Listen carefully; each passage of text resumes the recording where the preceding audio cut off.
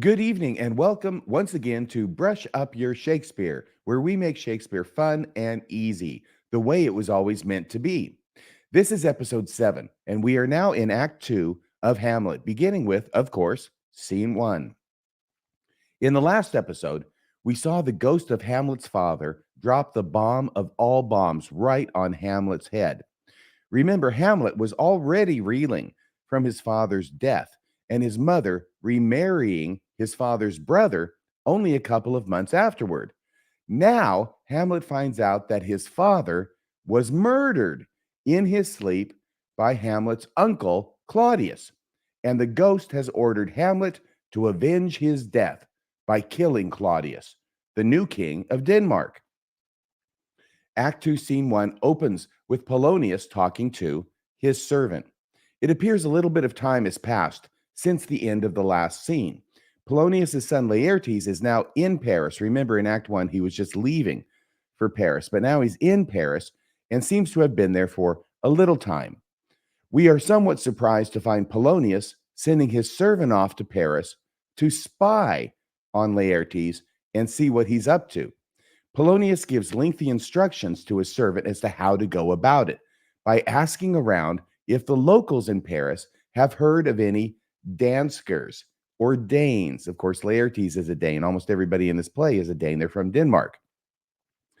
The servant is not to say he knows Laertes personally, but only that he knows of his family. And by doing this, he will find some people who are acquainted with Laertes in Paris and can give him the real scoop. But the servant is not to ask direct questions. He's to ask indirect questions. And specifically, in order to get the true story about Laertes, Polonius tells his servant to claim he knows of Laertes in Denmark committing all manner of bad acts, including gambling, carousing, and even visiting brothels. This will lead the Paris person or the informant in Paris to confirm or deny that Laertes is doing these things in Paris. Excuse me.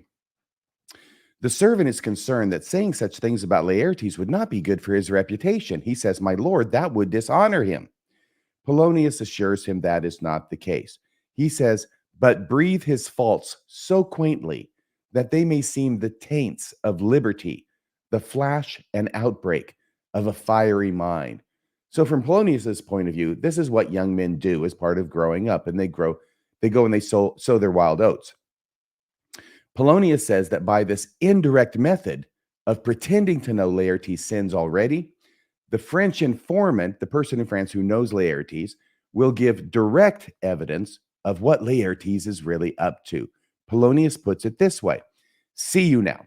Your bait of falsehood," and that is bait, B-A-I-T, just like the bait you put on a fish hook to catch the fish. "Your bait of falsehood, take this carp of truth."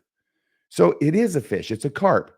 Your bait of falsehood about knowing about all these sins will catch the carp of truth as to getting those sins either confirmed or denied, that that's what Laertes is doing in Paris. And he says, "And thus do we of wisdom and of reach." And reach means comprehension. He obviously thinks he's wise. Here he's saying it out loud. "And thus do we of wisdom and of reach, with windlasses and with assays of bias." Now, windlasses are roundabout paths, and the assays of bias are basically saying that he knows about these sins already. That's the bias. "By indirections, find directions out." That's how he concludes it. By indirections, find directions out. This is what Polonius is about. He finds out things by being sneaky, by being sly, by being indirect. And that's what he's telling his servant to do. At this point, and I apologize for being a little bit hoarse. I'm sorry, I'm a bit under the weather right now. But the show must go on, right? At this point, we have to wonder, what is up with Polonius? He seems to believe he is extremely wise. He even just said so. But is this plan to have a servant go to Paris to spy on Laertes in this manner a wise plan? Even his servant seems to sense as much, but will do as he is told. We will see more spying and sneaking from Polonius later in the play. And as fate would have it, his spying ends up getting him into a lot of trouble. In fact, his spying ends up getting him killed. But we'll come to that when we do. Excuse me. And what of the Polonius from Act 1, Scene 3, where he gives that wonderful speech about neither a borrower nor a lender be, and about to thine own self be true? Maxims that are so well phrased, they live on in our modern day language over 4 centuries after they were written. Is Polonius not a wise man to have such phrases at his fingertips? What we are beginning to see in the first scene of the second act is that Polonius is not what he seems. He does not practice what he preaches. In the words of Ophelia, he does not reck his own reed. Remember that one? It means he does not heed his own advice. What Shakespeare has done with Polonius is give him a beautiful speech in Act 1, showing how wise he seems to be. And now in Act 2, we're starting to find out Polonius isn't as wise as he seems to be. And he is in some ways a hypocrite. Because this scene involving Polonius and his servant doesn't do much to advance the plot of the play, it is often cut when producing the play. But what Shakespeare is doing here is not so much plot, but character development. Shakespeare is showing us Polonius's true character and how his true character diverges from how Polonius represents himself, and in some ways, perhaps from how Polonius sees himself. Remember how Hamlet believes himself to be one who will respond swiftly to the ghost's call for revenge, and yet that is not who he actually is, because that's not what he actually does. So Polonius believes himself to be wise, and yet that is not who he actually is. And so are we all, to one extent or another. We believe we are one way, and then circumstances occur that reveal our true selves to be something different, and usually something less flattering. As the Scottish poet Robert Burns put it, oh, the gift that God could give us to see ourselves as others see us. And yes, that quote has been translated a bit from the original Scottish. But before the scene ends, I apologize.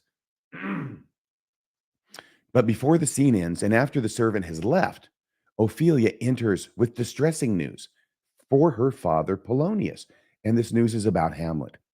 You will recall Polonius strictly admonished Ophelia to have nothing more to do with Hamlet, that even though Hamlet has sworn his love to Ophelia and given her many gifts, Polonius is certain Hamlet just wants to use her and then throw her away. But what Ophelia describes makes Polonius change his mind about that. Ophelia describes an encounter she just had with Hamlet. Hamlet spoke no words to Ophelia. His clothes were all disheveled, and he seemed to be in great emotional anguish. This is what Ophelia says, my lord, as I was sewing in my closet, and closet just means your room, your chambers. Excuse me, Lord Hamlet with his doublet all embraced, that means unfastened, no hat upon his head, his stockings fouled or dirty, ungartered, he doesn't even have his garters on, and down jived or jived to his ankle. And that means like a prisoner's chains, which are jives. So his stockings are dirty, they're ungartered, and they're down to his ankles. That must have been quite a scene. Pale as his shirt, so he has a white shirt on, his knees knocking each other, and with a look so piteous in purport, as if he had been loosed out of hell to speak of horrors, he comes before me. This is how he looks when he comes in to see Ophelia. This last bit is ironic because Hamlet's father had actually been loosed out of hell to speak of horrors. But now Ophelia's applying this to Hamlet. So maybe that's part of the reason he's looking this way. Polonius asks what Hamlet said. Ophelia describes the rest of the encounter, although Hamlet actually says nothing by way of words. And I'm going to put this up here on the screen so we can see it together. Ophelia says, he took me by the wrist and held me hard. Then goes he to the length of all his arm, and with his other hand or his brow, he falls to such perusal of my face as he would draw it. So he's looking at her so closely as if he's going to draw her portrait. Long stayed he so, At last, a little shaking of mine arm, and thrice his head thus waving up and down, he raised a sigh so piteous and profound as it did seem to shatter all his bulk, his body, and end his being, end his life. That done, he lets me go, and with his head over his shoulder turned, he seemed to find his way without his eyes.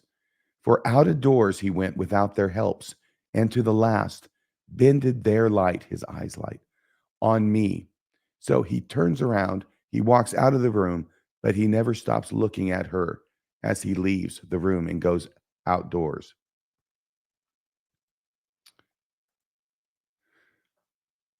Polonius believes this is because Hamlet is actually in love with Ophelia. He says this is the very ecstasy of love. Polonius then asks, "What? Have you given him any hard words of late? In other words, have you said something to him that would make him upset?" And Ophelia seems to have to remind him that actually it was Polonius who told her not to have any contact with him, hard words or soft words. She says, "No, my good lord, but as you did command, I did repel his letters. I sent him back, return to sender, address unknown, and denied his access to me. He can't even talk to me anymore. You told me that, and I did it." Polonius, once again, jumping to conclusion, says, "That hath made him mad."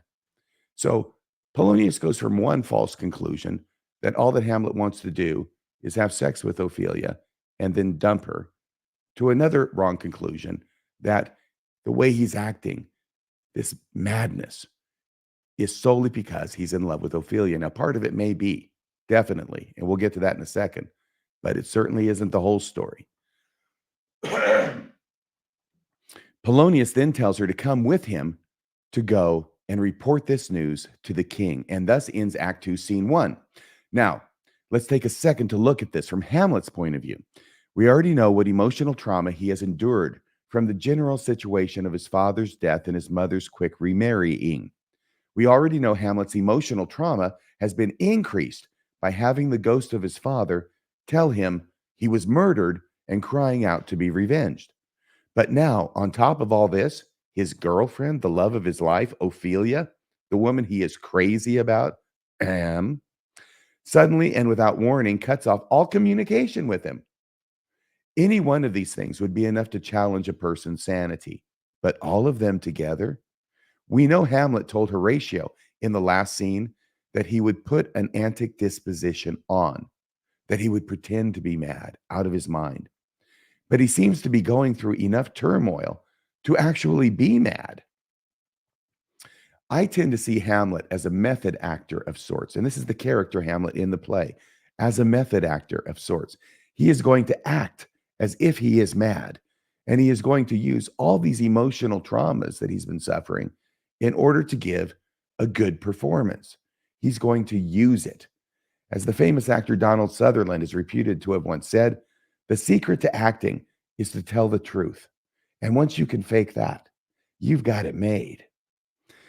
I also tend to think, excuse me, I also tend to think that at some points in the play, the line gets very thin between Hamlet's performance of being mad and the real thing. So when Hamlet has the interaction described by Ophelia, it is left to us to decide how much is acting and how much is not, and what's causing it and what isn't. We know Hamlet refused to divulge the ghost's message to even his dear friend Horatio. Is Ophelia, whom he obviously loves, the sole person with whom he could and would share this? Is Ophelia the shoulder he could lean on to help him bear this horrible news? And is that avenue foreclosed by Ophelia for abruptly cutting off all contact with him? Now, must Hamlet go it alone? And finally, is this what Hamlet is conveying to Ophelia in their encounter, in which he speaks no words? The line of the day. You may have noticed I have not mentioned the line for the day. That is because there really is no line famous enough in this scene to merit memorization. Instead, I want to take this chance to review the lines we have already learned from each of the 5 scenes of Act 1. Act 1, Scene 1. What do you say if it is cold out? 'Tis bitter cold, and I am sick at heart. Act 1, Scene 2. What does Hamlet say to show he is different than his uncle Claudius? A little more than kin and less than kind. Act 1, Scene 3. What does Polonius tell Laertes about being true to yourself? This above all, to thine own self be true, and it must follow as the night the day. Thou canst not then be false to any man. Act 1, Scene 4. What do you say if things in government are corrupt? There's something rotten in the state of Denmark. And Act 1, Scene 5. What do you say if you're talking to somebody who doesn't believe everything that you believe? There are more things in heaven and earth, Horatio, than are dreamt of in your philosophy. Iambic pentameter. If you look at each of these lines, you will see that they each have 10 syllables. This is the iambic pentameter you may have heard of. Iambic pentameter means there are 10 syllables in each line. It actually means more than just that, but 10 syllables per line is enough for our purposes. Count the syllables in the first line. 'Tis bitter cold and I am sick at heart. 10 syllables. Count the syllables in the second line. A little more than kin and less than kind. 10 syllables again. This is the manner in which Shakespeare and other playwrights and poets of the time and after and before would write. Iambic pentameter. And it can be helpful to us in remembering the lines for ourselves. If we forget one of the words, we can remind ourselves it has to fit the 10 syllable pattern. I've used that more times than I could possibly mention. If there were a line in this scene to be memorized, it might be when Polonius says, by indirections, find directions out. Can you guess how many syllables are in that line as well?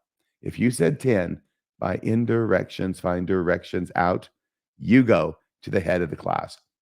I want to mention a little bit about movies made of Hamlet before I close. There have been many films made of Hamlet, and I have not watched them all. Of course, the classic Hamlet production was done by Laurence Olivier in 1948, which won not only the Oscar for Best Movie, he was the director, and also the Oscar for Best Actor. Olivier won the Oscar as well for his performance, as well as the movie winning the Oscar. In 1990, I believe it was, Franco Zeffirelli directed his version of Hamlet starring Mel Gibson. Although Mel Gibson certainly put a lot of action into the role, many agree the movie could have been subtitled Lethal Shakespeare. 6 years later, in 1996, Kenneth Branagh produced his version of Hamlet. Although the first half is a bit tedious and slow, this is all just my point of view, by the way. The second half is absolute magic. And casting Billy Crystal as one of the comic relief gravediggers was genius. And he gives a performance that is fantastic and funny. He makes Shakespeare funny. Billy Crystal makes Shakespeare funny. But if you want to watch what I consider the best version of Hamlet that I've ever seen, all you have to do is Google Hamlet and Richard Burton. What will come up is the 1964 Broadway production of Hamlet, which, to the good fortune of us all, was filmed for limited release in theaters. So it is a film from one camera back in the audience of the stage performance. I think it zooms in a few times, but it's not a regular movie. It is definitely a film of the Broadway play, and it is great. Richard Burton was born to play the part of Hamlet. And as good as Richard Burton is, it is Hume Cronin who steals the show as Polonius. He actually gets ovations at the ends of his scenes. Hume Cronin, he's so good. He makes that character of Polonius and his buffoonery, in spite of the fact he thinks he's so wise, come to life. And you can watch it anytime you want on Google for free, on YouTube for free.